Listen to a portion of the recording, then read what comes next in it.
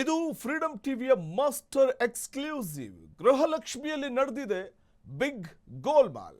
ಸರ್ಕಾರದ ಹಗರಣಗಳ ಮುಖವಾಡ ಬಟಾಬಯಲು.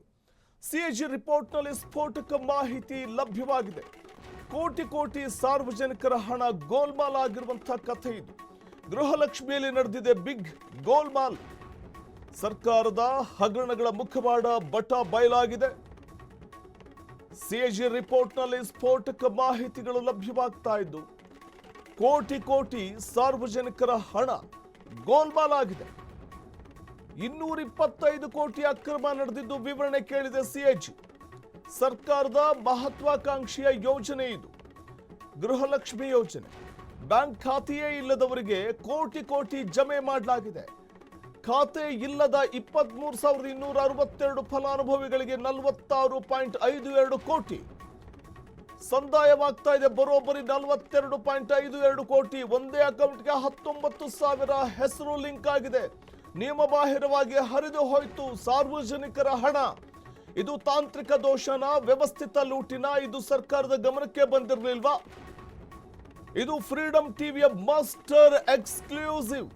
ಗೃಹಲಕ್ಷ್ಮಿಯಲ್ಲಿ ನಡೆದಿರುವಂತಹ ಬಿಗ್ ಗೋಲ್ಮಾಲ್ ಇದು. 23,262 ಫಲಾನುಭವಿಗಳಿಗೆ 46.52 ಕೋಟಿ ಹಣ ಹೋಗಿದೆ. ಅದು ಅಕೌಂಟೇ ಇಲ್ಲದೆ ಇರುವಂಥವ್ರಿಗೆ. ಹೇಗೆ ಹೋಗ್ಲಿಕ್ಕೆ ಸಾಧ್ಯ? ಬ್ಯಾಂಕ್ ಅಕೌಂಟ್ ಇಲ್ಲದೆ ಇರುವಂಥವ್ರಿಗೆ ಹಣ ಹೋಗಿದೆ ಅಂತಂದ್ರೆ ಹೇಗೆ ಸಾಧ್ಯ? ಇದು ತಾಂತ್ರಿಕ ದೋಷನ ಅಥವಾ ವ್ಯವಸ್ಥಿತ ಲೂಟಿ ಆಗಿರುವಂಥದ್ದ? ಇದು ಸರ್ಕಾರದ ಮಹತ್ವಾಕಾಂಕ್ಷಿ ಯೋಜನೆಗಳಲ್ಲಿ ಗೃಹಲಕ್ಷ್ಮಿ ಯೋಜನೆ ಕೂಡ ಒಂದು.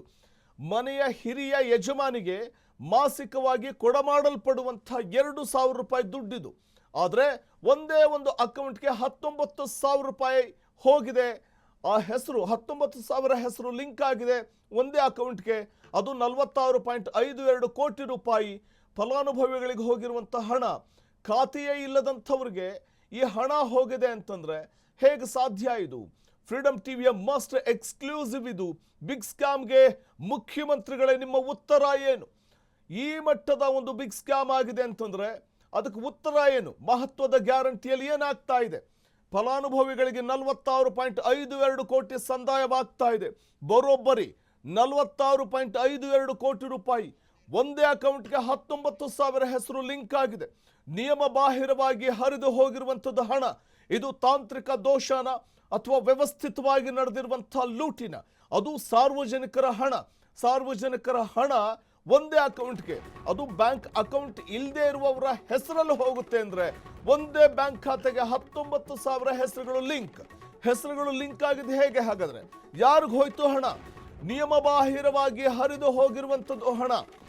ಸಿಎಜಿ ರಿಪೋರ್ಟ್ ಹೇಳ್ತಾ ಇದೆ. ಈ ಆತಂಕ ಇದೀಗ ಹೊರಬೀಳ್ತಾ ಇದೆ. ಬರೋಬ್ಬರಿ 8,995 ಖಾತೆಗಳಿಗೆ ದಿಢೀರನೆ ಬದಲಾಗಿವೆ 10 ಲಕ್ಷಕ್ಕೂ ಹೆಚ್ಚು ಅಕೌಂಟ್ಗಳು. ಮಹಿಳೆಯರ ಸಬಲೀಕರಣದ ಹೆಸರಲ್ಲಿ ಮಹಾ ಮೋಸವಾಗಿದೆ. ಮಹಿಳೆಯರ ಸಬಲೀಕರಣ ಅಂತ ದೊಡ್ಡ ದೊಡ್ಡ ಡೈಲಾಗ್ ಹೊಡೆಯುವಂತ ಸರ್ಕಾರದ ನಾಯಕರುಗಳು ಈಗೇನು ಹೇಳ್ತಾರೆ? ಗ್ಯಾರಂಟಿಗಳ ಅನುಷ್ಠಾನ ಸಮಿತಿ ಅಧ್ಯಕ್ಷರೇ ಏನಂತೀರಿ? ಸಮಿತಿ ಅಧ್ಯಕ್ಷ ಎಚ್.ಎಂ. ರೇವಣ್ಣ ಅವರೇ ಉತ್ತರ ಕೊಡಿ. ಈ ಬಿಗ್ ಸ್ಕ್ಯಾಮ್ಗೆ ಸಿಎಂ ಡಿ.ಕೆ. ಶಿವಕುಮಾರ್ ಅವರ ಉತ್ತರ ಏನು? ಸರ್ಕಾರದ ಮಹಾ ಮೌನದ ಹಿಂದಿನ ಮರ್ಮವಾದರೂ ಏನು? ಸರ್ಕಾರದ ಮಹತ್ವದ ಗ್ಯಾರಂಟಿಯಲ್ಲಿ ಏನಾಗ್ತಿದೆ? ಈ ಗ್ಯಾರಂಟಿ ಯೋಜನೆಗಳು, ಇದರಲ್ಲಿ ತನಿಖೆಗೆ ನಡೆದಿರುವಂತಹ ಮಹಾಮೋಸದ ಬಗ್ಗೆ ತನಿಖೆಗೆ ಆದೇಶವನ್ನ ಮಾಡ್ತೀರಾ? ಒಂದೇ ಬ್ಯಾಂಕ್ ಖಾತೆಗೆ 19,000 ಹೆಸರುಗಳು ಲಿಂಕ್ ಆಗುತ್ತೆ ಅಂತಂದ್ರೆ ಹೇಗೆ? ಇದು ಫ್ರೀಡಂ ಟಿವಿಯ ಮಾಸ್ಟರ್ ಎಕ್ಸ್ಕ್ಲೂಸಿವ್. ಗ್ಯಾರಂಟಿ ಅನುಷ್ಠಾನ ಸಮಿತಿ ಅಧ್ಯಕ್ಷರು ಎಚ್.ಎಂ. ರೇವಣ್ಣ ಅವರು ಇದಕ್ಕೆ ಆನ್ಸರ್ಬಲ್. ಮತ್ತೊಂದು ಕಡೆ ಮುಖ್ಯಮಂತ್ರಿ ಡಿ.ಕೆ. ಶಿವಕುಮಾರ್ ಅವರು ಉತ್ತರಿಸಬೇಕಾಗುತ್ತೆ. ಸರ್ಕಾರದ ಮಹತ್ವಾಕಾಂಕ್ಷಿ ಯೋಜನೆ ಅಲ್ವಾ ಇದು? ಅದರಲ್ಲೂ ಈ ಗೃಹಲಕ್ಷ್ಮಿ ಅನ್ನುವಂಥದ್ದು ಕುಟುಂಬದ ಹಿರಿಯ ಸದಸ್ಯಗೆ ಕೊಡಮಾಡಲ್ಪಡ್ತಾ ಇದ್ದಂಥ ಮಾಸಿಕ 2,000 ರೂಪಾಯಿ ಹಣ. ಆ ಹಣ ಮಹಿಳೆಯರ ಸಬಲೀಕರಣವಾಗಿದೆ. ಮಹಿಳೆಯರ ಸಬಲೀಕರಣಕ್ಕೋಸ್ಕರ ಕೊಡ್ತಾ ಇದ್ವಿ, ಮಹಿಳೆಯರ ಸಬಲೀಕರಣವಾಗ್ತಾ ಇದೆ ಅಂತೆಲ್ಲ ಘಂಟಾಘೋಷವಾದಂತಹ ಹೇಳಿಕೆಗಳನ್ನು ಕೊಡ್ತಾ ಇದ್ದಂತಹ ಇದೇ ಸರ್ಕಾರದ ನಾಯಕರು ಇವಾಗ ಏನು ಹೇಳ್ತಾರೆ? ನಿಯಮ ಬಾಹಿರವಾಗಿ ಹರಿದು ಹೋಗಿರುವಂಥದ್ದು ಹಣ. ಇದು ತಾಂತ್ರಿಕ ದೋಷನ, ವ್ಯವಸ್ಥಿತವಾಗಿ ನಡೆದಿರುವಂಥ ಲೂಟಿನ? ಇದರಲ್ಲಿ ಯಾರ ಕೈವಾಡ ಇದೆ? ಇದು ಸರ್ಕಾರದ ಗಮನಕ್ಕೆ ಬಂದಿರಲಿಲ್ವಾ?